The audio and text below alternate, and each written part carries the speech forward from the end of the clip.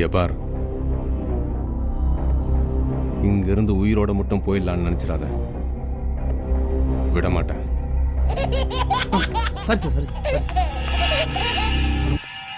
என்னையா அப்படியே சிலம்பார் நிக்கிற? பயமா இருக்கா? இல்லை சார். ஆமாம் சார்,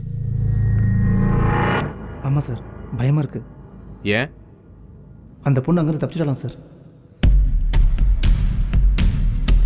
சார், அது நம்ம இன்ஸ்பெக்டர் ஆறுமுகத்தோட சொந்தக்கார பொண்ணா சார்.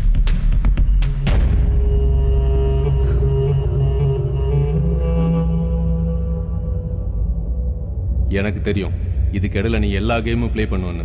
நீங்க உயிரோடு இருப்பீங்க, நாங்க உயிரோடு